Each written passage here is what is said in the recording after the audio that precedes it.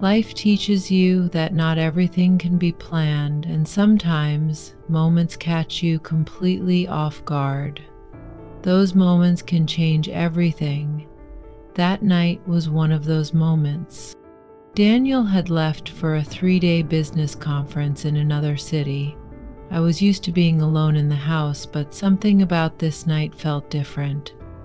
I was sitting in the living room by myself, sipping wine to the soft hum of music. The dim light from the candles flickered around me, keeping me company in the stillness. I had on a thin nightgown, something comfortable. I wanted to relax, to soak in the quiet and find some semblance of peace in my solitude. Since my husband Michael passed 8 years ago, evenings like these had become my escape, my way of confronting the loneliness that had settled into my life. But that night, just when I thought I'd be alone with my thoughts, the doorbell rang. When I opened the door, I found Lucas standing there. For a moment I froze, my eyes locking onto his as I tried to process why he was here. He held Daniel's work files and laptop bag in one hand, his dark coat draped over his arm. His slightly tousled hair gave him that effortless charm he always seemed to carry. Lucas had been Daniel's close friend for years, but having him show up at my door like this, it caught me completely off guard. "Lucas, what are you doing here at this hour?" I asked, unable to hide the surprise in my voice. He gave me a polite smile. "Hey, Olivia, Daniel and I have been working on a project together. I finished my part and didn't want to hold on to this any longer, so I thought I'd drop it off." For a moment I hesitated. "Oh, right, of course."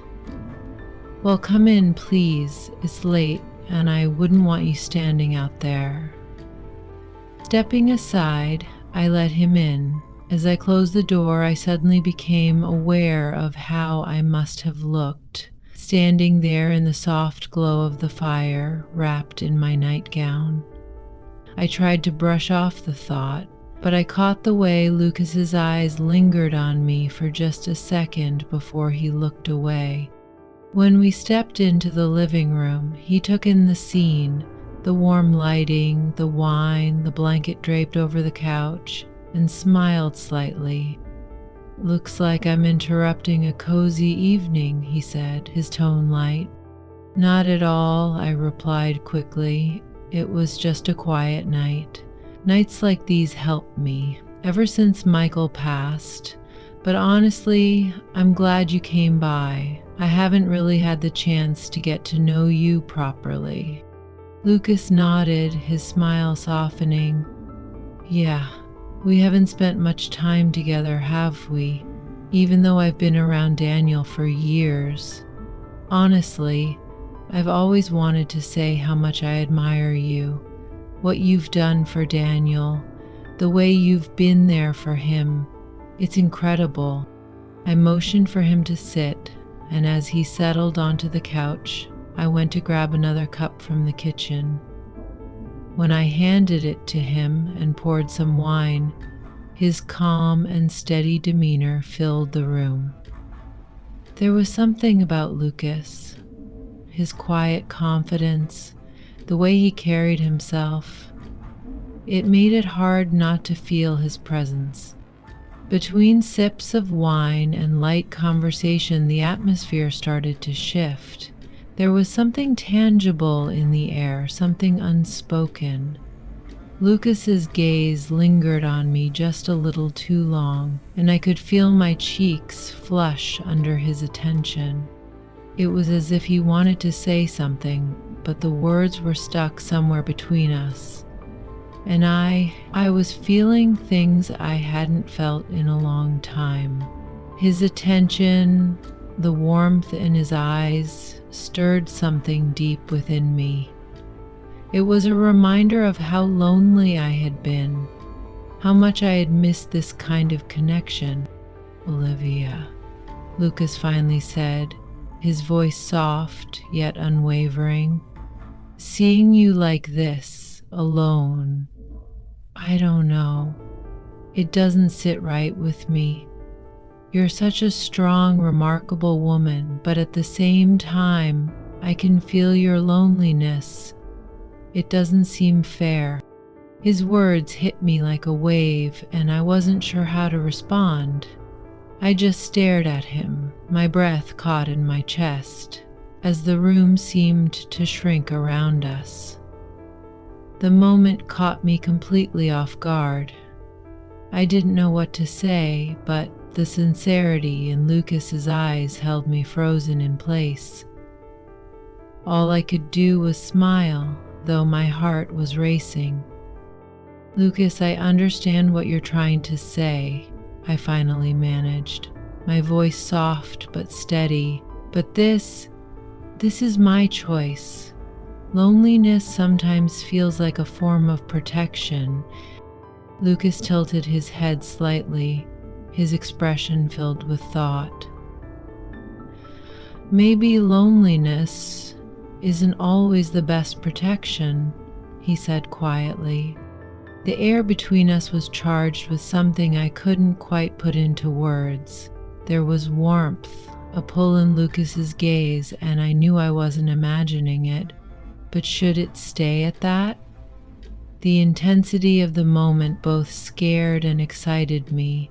This story was far from over.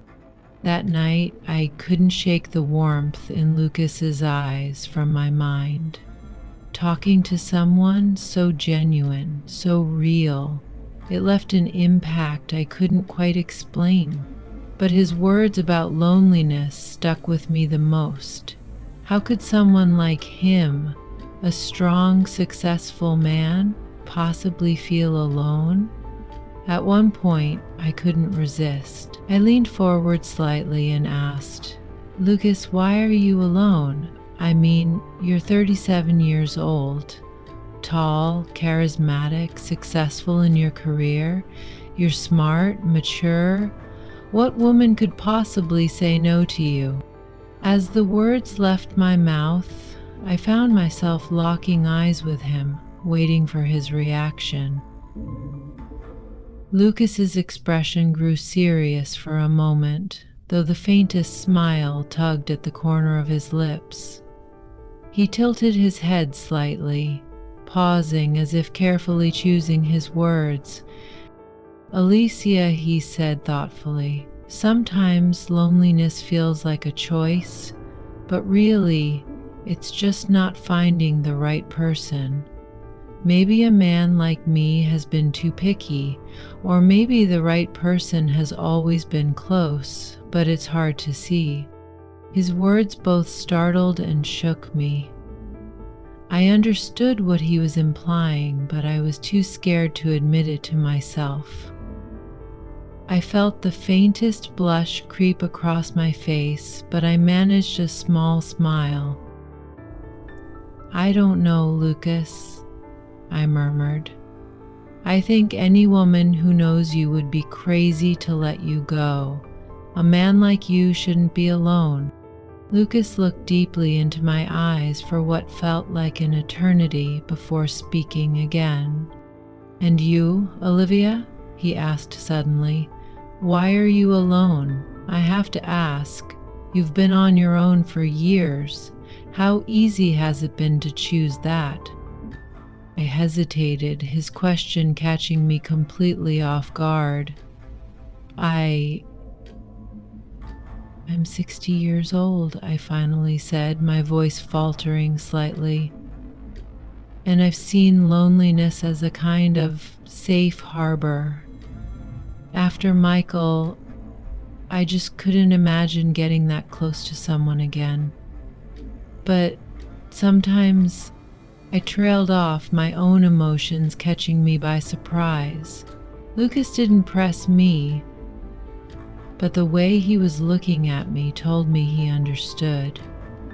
There was something unspoken between us, something neither of us wanted to say out loud, but both of us felt. But sometimes, he prompted gently. I exhaled, gathering my thoughts. But sometimes I wonder if I've been protecting myself from something that could have brought me happiness, I admitted, my voice barely above a whisper. Lucas nodded slowly, his gaze never leaving mine. I get that, he said quietly, more than you know. The warmth between us lingered, neither of us willing to break the moment. And for the first time in a long time, I wasn't sure if I wanted to be alone anymore. My words trailed off as my eyes unintentionally met his. There was warmth in his gaze, a pull I couldn't ignore. In that moment, the tension in the air felt almost tangible. That's how the night ended with Lucas, leaving me with a million unanswered questions swirling in my mind. As I lay in bed, the weight of what had happened between us pressed down on me. There was guilt, yes, but also an undeniable excitement. These were feelings I hadn't allowed myself to experience in years. I had to admit, everything had changed after that conversation with Lucas. Days passed, but my mind kept replaying that night.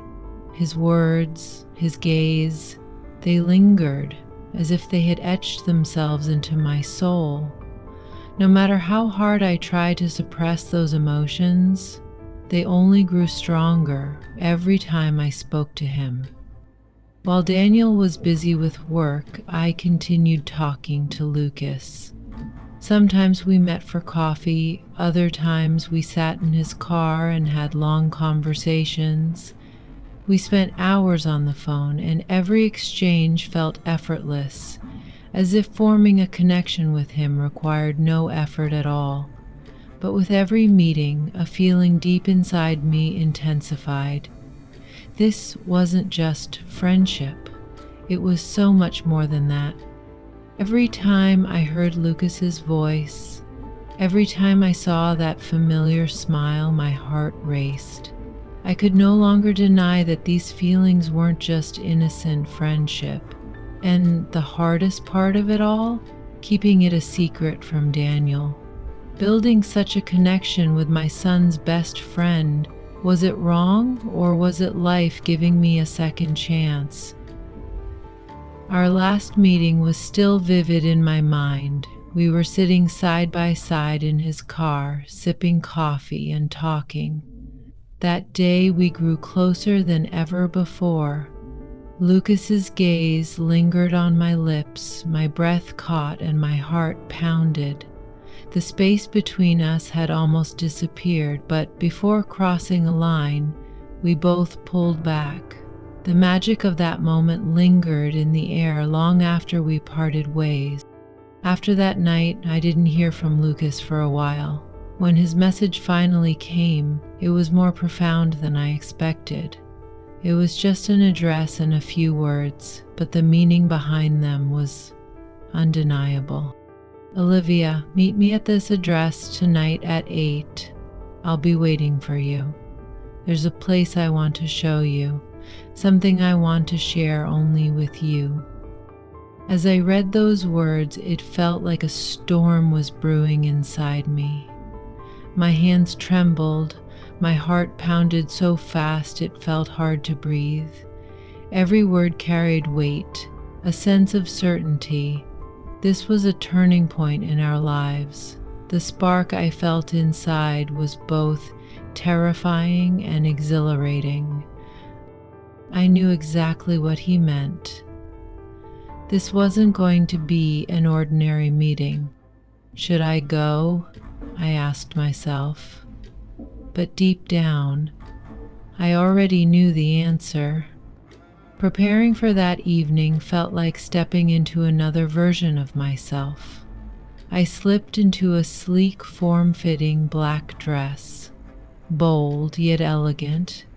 Its off-the-shoulder design skimmed just above my knees, a graceful yet daring look. Standing in front of the mirror, I realized it had been a long time since I felt this attractive. I let my hair fall in loose waves over my shoulders, applied light makeup, and finished with a bold red lipstick. A deep breath steadied me. Tonight would change everything. I was certain Lucas's eyes wouldn't leave me all night. I'm doing this for him, I whispered to myself, trying to calm the excitement bubbling inside me. But deep down, I knew it wasn't just for him. It was for me too. I wanted to feel desirable, passionate, and special again. When I arrived at the address, Lucas was waiting for me in his car. The moment our eyes met, something stirred inside me. He was sitting there, his sleeves slightly rolled up, one hand resting casually on the steering wheel. His eyes carried that familiar warmth and determination. He stepped out of the car and walked over, opening the door for me. "Come on, Olivia," he said in a low voice, extending his hand toward me. "There's something special I want to share with you tonight." As I held his hand, I realized my fingers were trembling, but Lucas's reassuring touch somehow calmed me. I got into the car and we drove off in silence. In the darkness of the night, it was just the two of us. Half an hour later, Lucas stopped the car. "We're here," he said, his eyes filled with a faint spark of excitement. In front of me was a breathtaking view. Nestled between the mountains stood a small house, its lights glowing warmly against the night. The cool air brushed against my face as Lucas gently guided me toward the house. When he opened the door, I was left speechless. The house was a masterpiece. Every detail was exquisite. High ceilings, moonlight streaming through large windows, warm wooden accents, and a glowing fireplace. It felt as though it had been designed just for me. The walls were adorned with art in soft, natural tones. A sleek glass coffee table stood elegantly in the center, surrounded by sophisticated furniture. A chic dining table sat perfectly in the middle of the room. Every element was so graceful, so intentional. "Did you design this?" I asked, my eyes filling with emotion. Lucas smiled. "Yes, but it wasn't until now that I had someone as special as you to show it to." In that moment, I was at a loss for words. Everywhere I looked felt perfectly in tune with my taste. For the first time in a long while, I let go of the inner turmoil I had carried for so long and allowed myself to be swept up in the magic of the moment. Lucas gestured toward the couch in the living room, inviting me to sit. The fireplace crackled, filling the space with a soft glow. It felt like something out of a fairy tale. He returned with 2 glasses and a bottle of red wine. As he poured the wine, he leaned slightly toward me. "Olivia, I asked you to come here because I know I can't keep holding back what I feel," he said, his voice deep and resolute. My eyes locked onto his. "Lucas," I whispered, but he stopped me.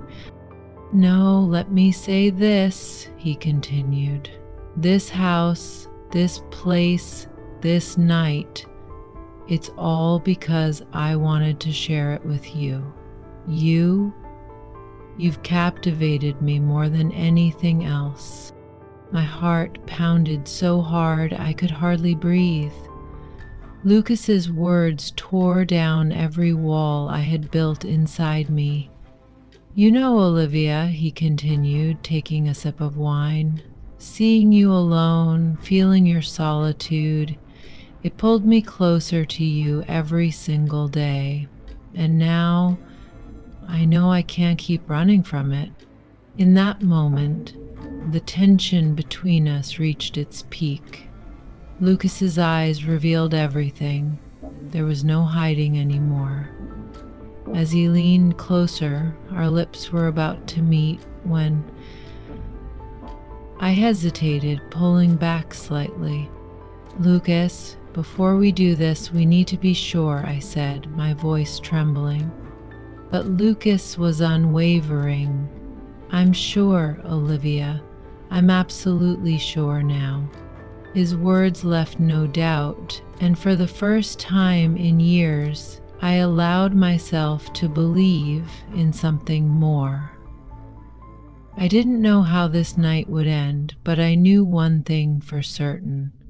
This night was about to become one of the most special moments of my life. When Lucas's lips finally met mine, everything changed in an instant. It was like a firework igniting deep inside me, a passion I hadn't felt in years bursting to life. His kiss was deep and intense, and in that moment, I wanted nothing more than to be in his arms. My hands wrapped around his neck as he pulled me closer, his grip on my waist firm and filled with desire. It was a moment so powerful, so full of passion, that nothing else mattered. "Olivia," he whispered, his lips trailing down my neck. "You're so beautiful. How did I not realize how incredibly captivating you are?" His voice was deep, filled with passion and tenderness. His words only intensified the emotions already overwhelming me. I leaned into his ear, my breath shaky, my heart racing. "Lucas, you're so handsome. And thank you. Thank you for making me feel this way." My words trembled with raw honesty. I had completely surrendered to the excitement and fire of the moment. The wine glass tipped over and the crimson liquid spilled across the table, but we didn't care. In that moment, the world had stopped. It was just us. The wine was nothing compared to the passion flowing between us. As Lucas's hands slid my dress off my shoulders, I felt the heat of his touch against my skin. My dress fell slowly to the floor, leaving me completely vulnerable in front of him. I reached for his shirt, my fingers trembling as I unbuttoned it one by one. As I slid it off and tossed it to the floor, I couldn't help but marvel at his broad shoulders and toned chest. "You're incredible," I whispered, my eyes locked onto his. His warm, captivating smile completely disarmed me. By the time we found ourselves in the bedroom, nothing could stop us. When my bare body lay back on the bed, Lucas leaned over me, watching me carefully, his eyes filled with a mix of passion and admiration. His fingers brushed gently along my cheek before his lips found mine again. His kisses were deep with desire, but also unbelievably tender. As Lucas leaned down closer to me, I wrapped my arms around his neck, pulling him toward me. Every touch, every movement drew me deeper into him. "Olivia," he murmured, his voice almost a whisper, "being with you, I can't put it into words, but I know I'll remember this moment forever." Everything happened so quickly. In that moment, I could feel Lucas's warmth radiating through my entire body. I let out a sound louder than I expected, gripping the sheets tightly with my hands. Lucas had stopped whispering compliments and was completely focused on the moment between us. We were both out of breath, lost in each other. I couldn't even count how many times I had trembled and tensed. It had been so long since I felt anything this intense, this overwhelming. I couldn't recall how many times I dug my nails into Lucas's back, Knowing we were in the mountain cabin, far from anyone's ears, I stopped holding back. My voice filled the room, unfiltered, raw, unrestrained. "Lucas," I whispered breathlessly, "I want to feel all of this, completely." With his flushed face and breathless state, he nodded, finally letting himself go. What I had just experienced left me so exhausted and spent that I could barely move, but everything was perfect. Lucas lay down beside me, gently wrapping his arm around my shoulder as we both tried to catch our breath. We stared at the ceiling, the silence between us speaking volumes about everything we were feeling. He took a deep breath and turned to face me. "What happens now?" he asked, his voice soft but laced with concern. "What will we tell Daniel? Is this going to be our secret forever?" I turned my gaze to him, and the expression on his face was a mix of emotions: fear, uncertainty, and a glimmer of hope. Slowly, I ran my fingers across his face and smiled faintly. "Lucas," I said with quiet determination, "tonight, just for tonight, I don't want to think about what's next. I just want to be here with you." In that moment, I reached for my phone and typed a message to Daniel. "I'm staying at a friend's place tonight. Don't worry about me." As I hit send, a wave of calm and excitement washed over me. That night, we lost ourselves in the reality of everything we had shared. But the next morning held uncertainties, questions waiting to be answered. I knew this story wasn't over. It couldn't be. Yet for now, we left all the questions of the future in silence.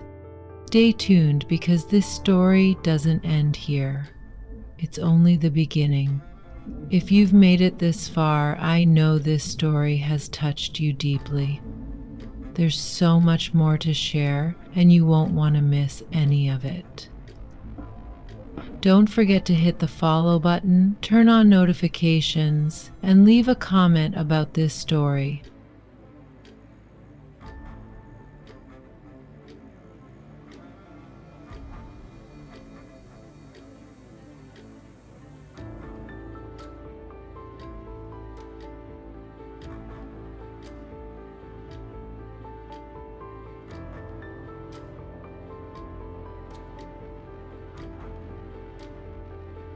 That night, I had no clue it was going to turn into something far beyond just an ordinary evening. Nathan's father wanted him to go on his usual weekend trip, but at the last minute, I asked him to stay. A simple request, right? But deep down, I sensed that quiet storm brewing inside him, maybe because it was building up inside me, too. The morning felt different. I was making tea in the kitchen, keeping my movements light, almost silent. Nathan sat at the table, pretending to read, but it was clear his mind was elsewhere. Then suddenly I turned to him and said, "Nathan, can you hand me that cup?" My voice was softer than usual, like I was holding something back. There was a strange feeling inside me, but I made sure my eyes wouldn't give anything away. When he handed me the cup, I let my fingers brush against his, just a second longer than necessary. I looked at him like I was waiting for him to read between the lines. We stood there in silence for a moment before I finally spoke again. "Actually, since it's just us here today, there are some things I'd like to talk about. I'm usually composed, but today something felt different. My gut never lies." "You're not a kid anymore, Nathan," I started, choosing my words carefully. "No secrets between us, all right?" My words hit him in a way I could see but not explain. "Claire, what's going on?" "Why are you talking like this?" he asked, his voice uneasy. I gave him a slight smile, but it wasn't warm. It was the kind that hinted at something deeper, like a riddle waiting to be solved.